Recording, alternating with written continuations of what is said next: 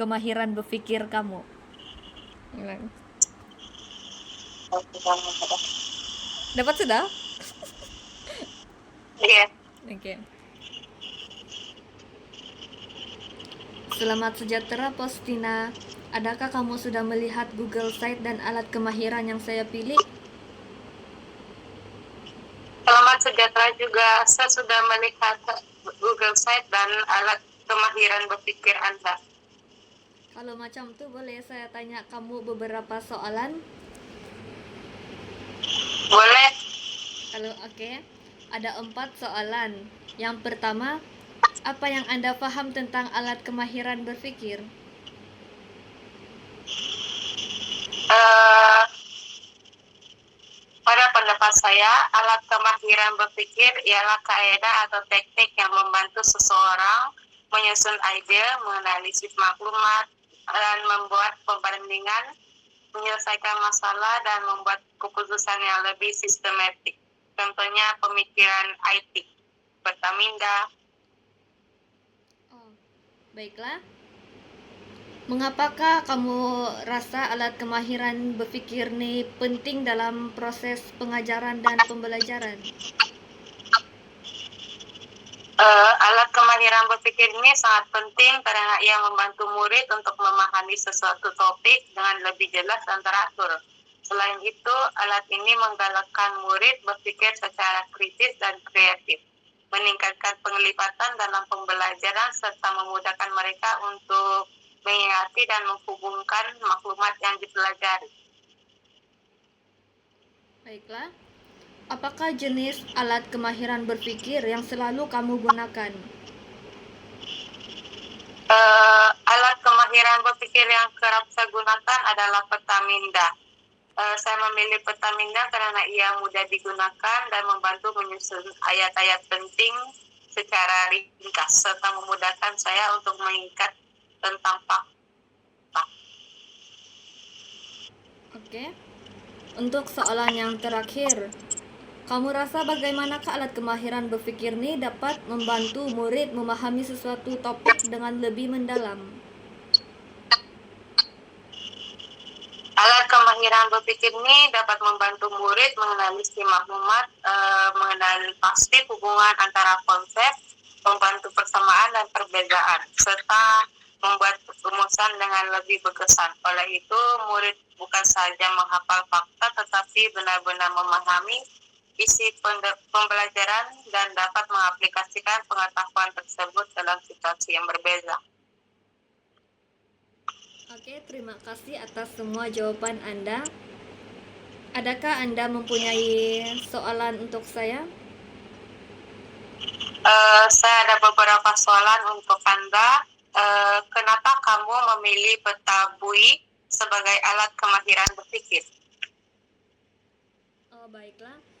Saya memilih peta bui sebagai alat kemahiran berpikir karena peta ini sangat sesuai untuk menguraikan ciri-ciri, sifat, atau penerangan tentang sesuatu topik. Maklumat juga dapat disusun dengan lebih teratur dan mudah difahami karena ide utama berada di tengah, manakala ciri-ciri penting disusun di sekelilingnya.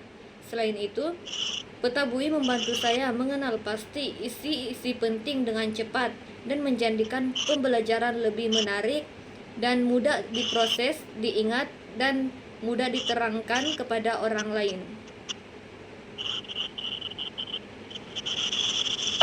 Selain itu, apakah yang kamu paham tentang tema guru tahun ini? Baiklah, menurut pada pemahaman saya, tema guru Bitara Nadi Negara membawa maksud kepada guru yang cemerlang, berwibawa, dan sentiasa berusaha meningkatkan ilmu serta kemahiran untuk melahirkan generasi yang berkualiti. Guru dianggap sebagai nadi negara karena mereka memainkan peranan penting dalam membentuk sasya, ilmu pengetahuan, dan masa depan murid. Tanpa guru yang kompeten dan berdedikasi, murid sukar untuk memahami sesuatu pelajaran. Ia juga sukar untuk sebuah negara mencapai kemajuan dan melahirkan model insan yang berdaya saing. Oleh itu, tema ini menekankan tentang penghargaan terhadap jasa guru serta kepentingan mereka dalam pembangunan negara. Soalan saya yang terakhir, pada pendapat kamu, adakah rancangan pendidikan Malaysia dapat dicapai? Terima kasih atas soalan tersebut. Pada pendapat saya, matlamat rancangan pendidikan mampu dicapai sekiranya semua pihak memainkan peranan masing-masing dengan penuh komitmen. Walaupun tahun 2026 merupakan tahun pertama yang melaksanakan rancangan ini, pelbagai usaha yang dirancang untuk meningkatkan kualitas sistem pendidikan negara agar lebih inklusif, relevan dan berdaya saing di peringkat global. Matlamat RPM 2026 ini boleh dicapai karena kementerian telah menetapkan hala tuju yang jelas melalui pelbagai strategi memperkukuh kualiti guru, meningkatkan penggunaan teknologi digital dalam pengajaran dan pembelajaran, memperluaskan akses pendidikan yang saksama serta melahirkan murid yang mempunyai kemahiran abad ke-21, yaitu lebih mahir dalam teknologi.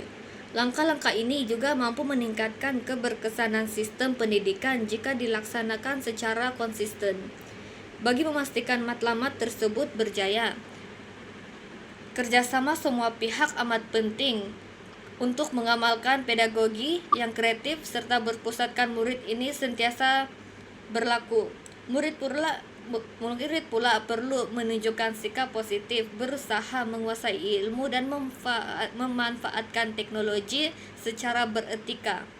Selain itu, ibu bapa dan komuniti juga perlu bekerja sama dengan pihak sekolah dalam menyokong perkembangan akademik dan sosial murid ini. Baiklah, itu sahaja dari saya. Ada terdapat soalan lagi?